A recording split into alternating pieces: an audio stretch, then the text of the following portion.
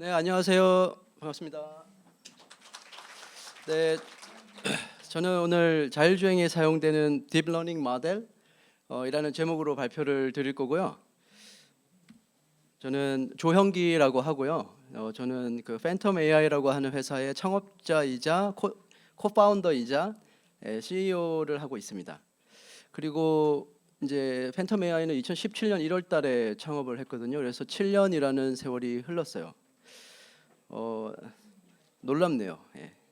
그리고 이제 그 전에는 저는 이제 그 2014년 5월달에 테슬라 그 오토파일럿 팀에 에서 제가 창업 전까지 이제 한 2년 8개월 정도 일을 했어요. 그래서 제가 오토파일럿 팀의 굉장히 얼리 멤버고 제가 두 번째 그 R&D 두 번째 엔지니어였어요. 그리고 당연히 일란의 그 트윗을 보고 Looking for hardcore engineer 이런 일란의 트윗을 보고 지원을 했었고요. 그리고 그 전에는 이제 그 카네기 멜론 대학교에서 그 컴퓨터 비전이랑 뭐 센서 오브젝트 트래킹을 위한 센서 퓨전 그런 걸로 제가 석사 박사 학위를 받았었습니다. 그래서 오늘 제가 말씀드리는 내용은요. 그 자율주행에서 자율주행이나 또는 이제 ADAS 그런 시스템에서 오토파일럿 시스템에서 이제 비전 시스템이 어떤 역할을 어떤 거냐 이제 그런 내용을 시작해서 그 지난 한 10년 동안 그 이제 베스트 모델이 뭐냐, 자율주행에 사용되는 그 딥러닝 모델 중에서 베스트 모델이 뭐냐 이런 고민을 굉장히 많이 했거든요. 거의 한 10년 동안 한 것 같아요. 그래서 그 부분에 대해서 오늘의 키 토픽이 되고요. 그 다음에 이제 그거를 힘들어요. 왜냐하면 그거를 인베디드 시스템이고 그 리얼 타임으로 돌려야 되잖아요. 그래서 그 실시간으로 딥러닝 모델을 돌리는 게 왜 어려운지, 왜 오늘날 그런 컴퓨테이셔널 에피션시를 달성하는 게 어려운 건지.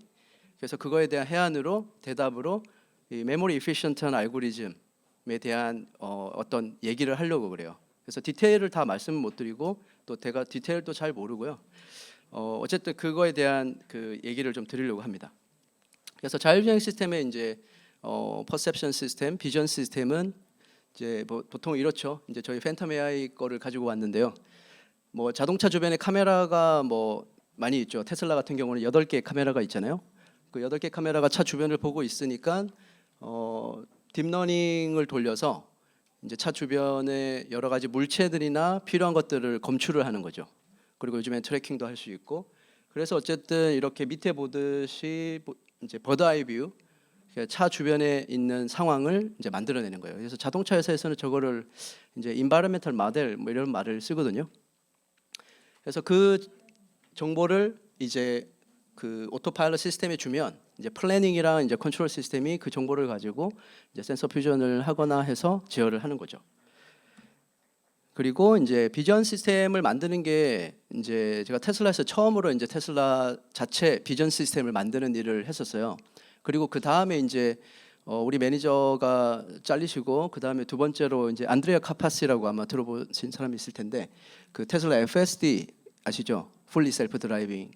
실은 풀리 셀프 드라이빙 아닌데 FSD 시스템을 만드는 그거를 했어요. 그게 세컨 제너레이션 같은 거죠. 그래서 그 비전 시스템의 파이프라인을 보시면은 일단은 이미지가 카메라에서 비디오가 들어오잖아요. 이미지는 당연 그냥 비디오는 그냥 컬렉션 오브 비디오 이미지죠. 그래서 비디오가 들어오면 일단 그 베스트 퀄러티 이미지를 받아야 돼요.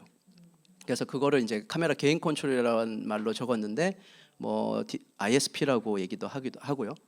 그래서 왜냐하면 딥러닝 아시다시피 여러분 가비지 인풋, 가비지 아웃풋이잖아요. 그래서 어쨌든 입력을 하이 퀄러티 비디오 이미지를 얻어야 됩니다. 그래서 저기에는 협상이 없어요. 정말로 패러노이아하게 베스트 퀄러티 이미지를 얻을 수 있도록 최선의 노력을 다 해야 돼요.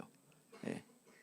그래서 저 테슬라에서 일할 때 저것 때문에 아주 그냥 아주 스트레스를 많이 받았었습니다. 왜냐하면 이미지가 이상하게 들어오 버리면은 수많은 빅데이터 컬렉션 한 게 다 쓰레기가 돼 버리거든요. 그래서 그만큼 패러노이아를 하면서 이렇게 했던 거고, 그 다음에 이제 딥러닝 검출을 하고 트래킹 뭐 이런 에스티메이션 테크닉을 가지고 트래킹을 합니다. 그리고 이제 뭐 다른 내용도 있는데요. 그다음에 오프라인에는 이제 그런 딥러닝 모델을 트레이닝해야 되니까 여러분이 많이 들어보셨던 MLOps 이런 파이프라인 있잖아요. 그래서 MLOps를 데이터 콜렉션을 하고 그 다음에 데이터 큐레이션을 하고, 데이터 큐레이션은 데이터를 우리가 나가서 모으면 굉장히 많은 데이터를 아주 쉽게 모을 수 있어요. 하지만 그 데이터가 다 똑같이 equally valuable 하지 않아요. 그래서 거기에서 좋은 데이터를 뽑아내는 거를 그냥 큐레이션이라고 합니다. 데이터 큐레이션. 그 다음에 그 좋은 데이터를 우리가 레이블링을 하죠. 어노테이션을 해서 그 데이터로 딥러닝 모델을 트레이닝을 합니다. 그래서 그 딥러닝 모델 트레이닝 할 때 어떤 딥러닝 모델을 써야 되느냐, 이것도 굉장히 제일 중요한 문제잖아요. 그래서 어떤 모델의 아키텍처를 쓸지 그런 거를 고민을 많이 해야 되고요. 그 다음에 트레이닝을 하고 모델 밸리데이션 하고 이제 디플로이드 하고. 그래서 이제 오늘의 메인 주제인 이 베스트 모델을 찾아서 떠난 지난 10년의 여정을 이제 말씀을 좀 드리려고 하는 건데요. 아시다시피 2012년에 이제 알렉스넷이 나왔고 2014년에 VGG 네트워크, VGG 네트워크 들어보시거나 아시는 분? 손 들어보실래요?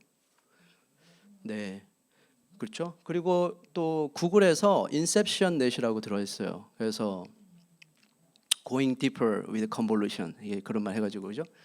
그 2014년 그때 제가 테슬라에 2014년에 갔다 그랬잖아요. 그래서 2015년부터 테슬라의 그 인하우스 비전 시스템을 만드는 일을 했는데, 그때 저희가 그 리서치 서베이를 많이 했는데 저 인셉션 넷을 굉장히 높게 평가했어요. 그래서 인셉션 넷 버전 1을 가지고 테슬라 비전을 만들었어요. 그래서 한 가지 메시지는 뭐 테슬라에서 굉장히 자체적인 모델을 만들어서 쓰지 않을까 생각하지만 그럴 시간이 없습니다. 그냥 스테이트 오브 디 아트 모델을 써서 그 오토파일럿 시스템 어플리케이션을 만드는 데가 더 바쁘죠. 그래서 그런 경험이 있고요. 그리고 2016년에 저희가 2017년 5월 달에 양산을 성공을 했어요.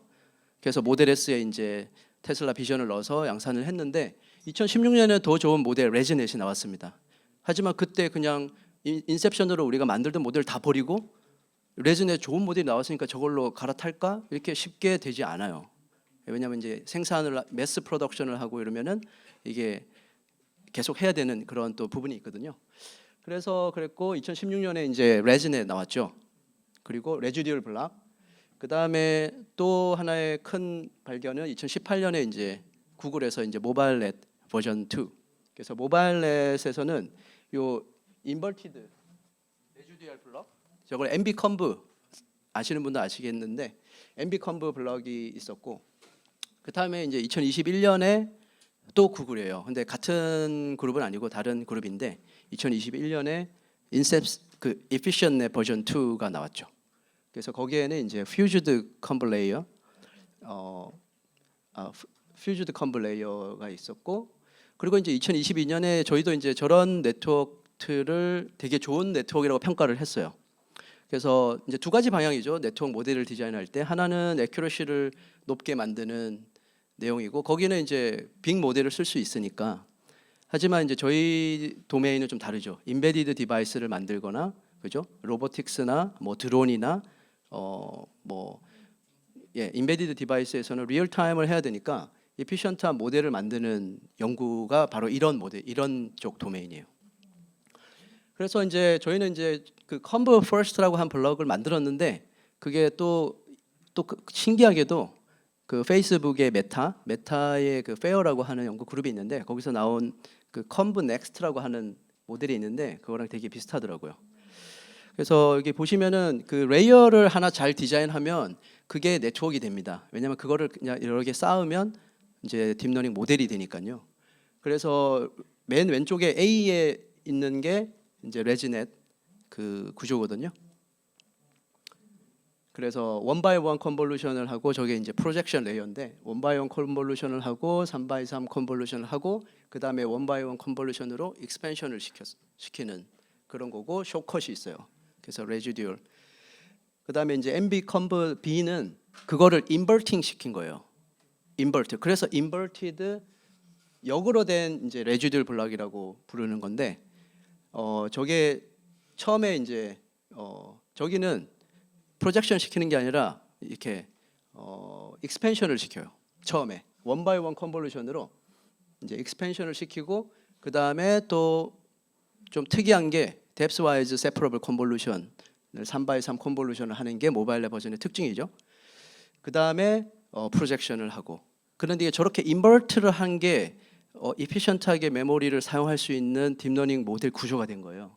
그래서 그 모바일 랩 버전 2 논문을 보시면은 이제 그런 부분에 대해서 엔지니어가 그 오서들이 얘기한 게 있는데, 그런 부분에 착안해서 또 저희들이 몇 가지 일을 했습니다. 그다음에 이제 퓨즈드 컴브 레이어는 원 바이 원 익스펜션하고 뎁스 와이즈 세퍼러블 3x3 컨볼루션을 합친 거예요. 퓨전한 거예요. 퓨전. 합치니까 퓨전이죠, 그죠? 그래서 퓨즈드 컴브 레이어라고 부르는데, 저렇게 해서 컴퓨테이션 에피션시를 뭐 높이는데 성능은 떨어지지 않고 그렇게 할 수 있다. 그게 이제 발견을 했었던 거죠. 그래서 이런 네트워크들이 제가 봤을 때는 그 인베디드에서 로보틱스나 아니면은 자율주행에서 굉장히 효율적으로 쓸 수 있는 그런 모델이고요. 저희가 테슬라에서 첫 번째 양산할 때는 그 인셉션 버전 1을 썼었고, 그거에 좀 베리에이션을 썼었는데, 그 다음에는 FSD는 이제 레즈넷의 변형 베리에이션을 쓰고 있어요, 그냥. 그래서 그리고 이제 베이스 네트워크도 되게 중요하지만 베이스 넷뿐만 아니라 또 오브젝트 타스크 있잖아요. 오브젝트 디텍션을 하든 세그멘테이션 하든 어떠한 에스티메이트를 만들든 이제 그런 헤드를 디자인하는 것도 굉장히 중요한 이제 딥러닝 모델 디자인의 일이죠.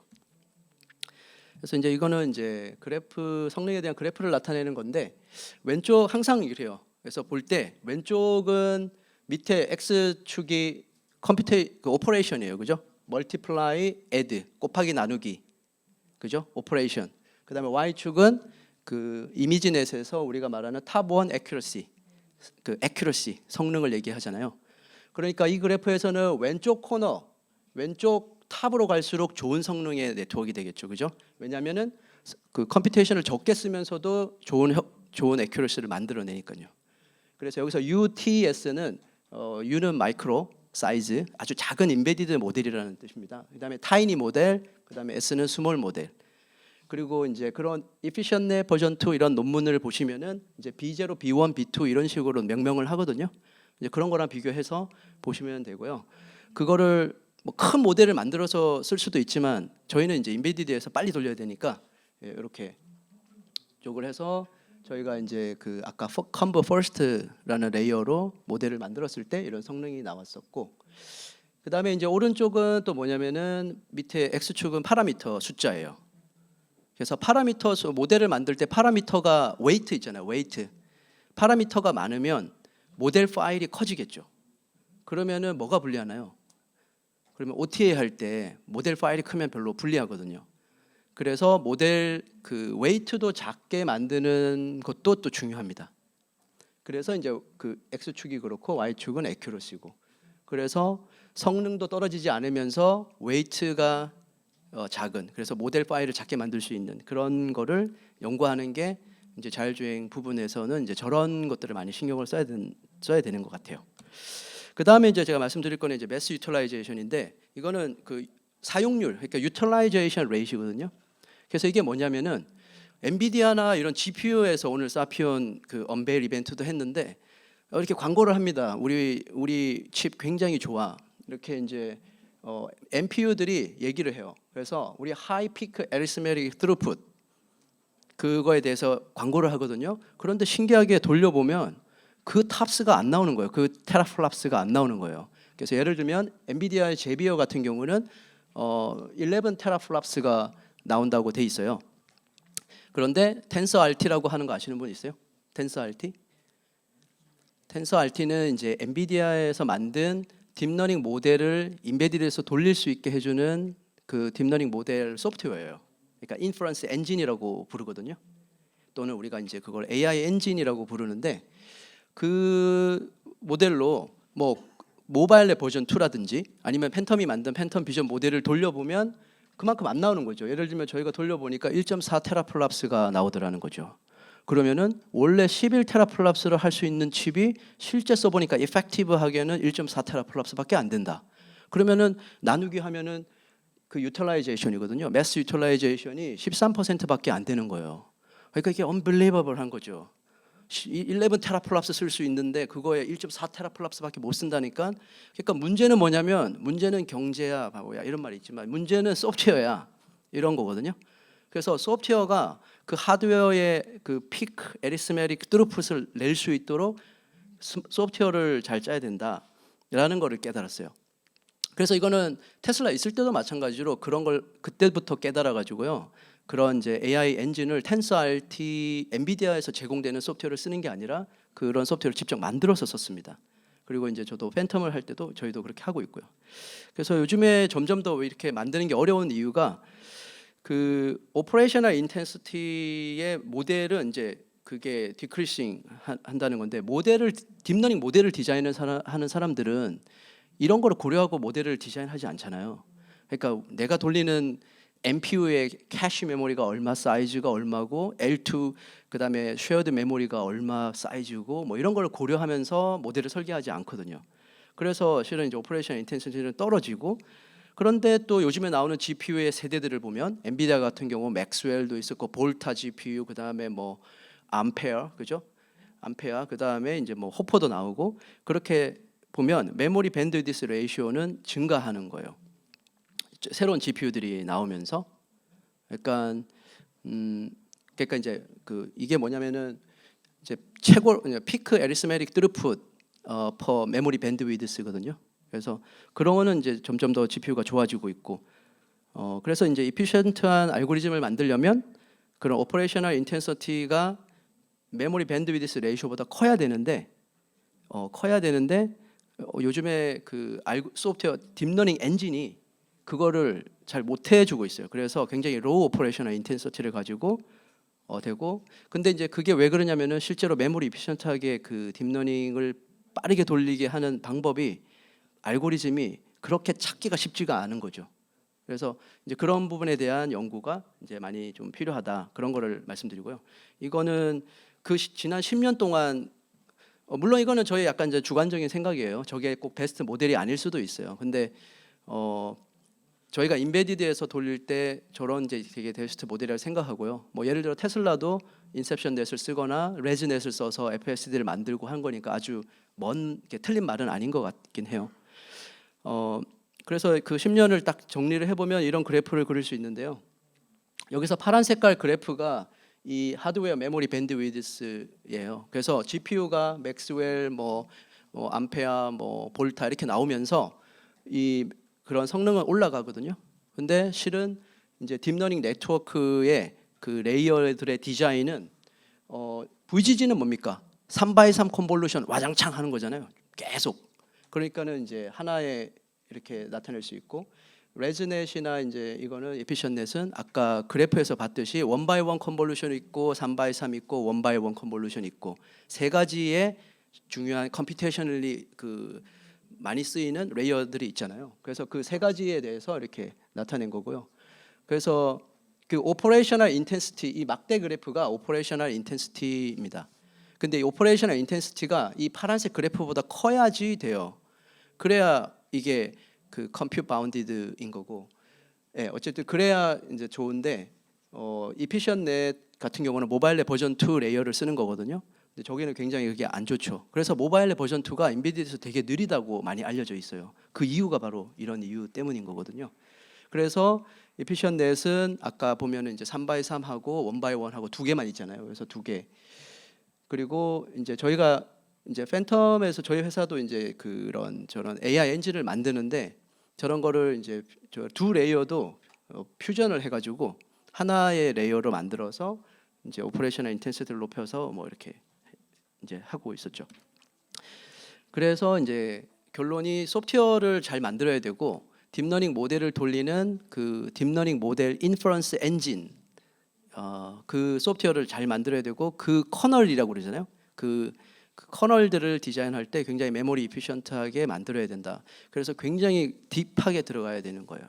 그래서 GPU 사용하시는 GPU 또는 NPU의 뭐 메모리 L2 캐시, L1 캐시 사이즈, 그다음에 쉐어드 메모리 사이즈 이런 것들을 정확하게 알고 디자인을 해야 된다는 거죠. 그래서 예. 그리고 또 모바일 이 그림은 이제 모바일넷 버전 2에서 나온 트릭에 대한 얘기인데요. 예. 그래서 이거를 그룹으로 나눠서 그룹 와이즈로 나눠서 또 패러럴하게 처리하는 그런 내용들입니다. 예. 그리고 이거는 이제 엠브컴브, 아까 모바일의 버전 2에 있는 엠브컴브라고 하는 그 레이어를 어떻게 메모리 이피션트하게 만드는 그런 내용에 대한 이고요. 뭐 좀 관심이 있으신 분들은 저희가 그 두 가지 블로그를 썼습니다. 테크니컬 블로그를. 그래서 여기 보시면은 요 내용으로 여기 찾아보시면은 찾아보실 그 블로그를 보실 수 있어요. 그러면 좀 더 디테일한 내용들을 보실 수 있어요. 그래서 저희가 이제 그렇게 그 메모리 이피션트하게 커널을 만들어야 되고, 그렇게 하면 이제 이런 결과가 나오는데요. 예를 들어서 MB 컴브랑 SE는 뭐 스퀴즈 앤 익사이테이션이라고 하는 레이어인데, 저거를 저희가 이제 세 가지를 비교를 한 거예요. 그래서 저희가 만든 커널하고 텐서RT에 있는 커널하고 그다음에 이제 파이토치 인덕터라고 하는 거 세 가지를 이제 비교했을 때, MB 컴브에 봤을 때, 그리고 이제 X축은 그 인풋의 채널 숫자예요. 인풋의 채널 수가 많으면 128에서 256까지 그렇게 했을 때 이제 보시면은 2배, 3배 이상 그 빠르게 구현을 할 수 있다라는 거를 알 수 있죠. 그래서 안 해본 거지, 이 더 깊게 들어가고 더 들어가면 딥러닝 모델을 더 빨리 돌릴 수 있다라는 겁니다. 그래서 이것도 똑같은 내용인데, 컨버 퍼스트는 저희가 이제 아까 그 메타에서 나온 컨버 넥스트랑 비슷한 모델인데, 저것도 이제 나중에 공개를 할 거예요. 근데 저 모델은 그런 메모리 이피션트한 알고리즘을 더 편하게, 더 좋게 만들 수 있도록 그 모델도 그렇게 디자인을 하는 거예요. 그래서 보시면은 이제 이 효과가 되게 극대화되는 거를 알 수 있죠. 그래서 더 빠른 모델을 만드는 게 저희들의 그 골이에요. 왜냐하면 더 빠르게 딥러닝 모델을 돌리면 더 많은 카메라를 처리할 수 있고, 그 다음에 또 더 많은 피처를 더 돌릴 수가 있거든요. 그래서 이제 굉장히 그 부분이 중요하다. 그래서 이런 부분들이 굉장히 기존 10년 동안 이런 딥러닝 모델을 자율주행이나 오토파일럿 시스템에 적용할 때 많이 했었던 그런 고민들을 몇 가지를 여러분께 좀 공유를 드렸습니다.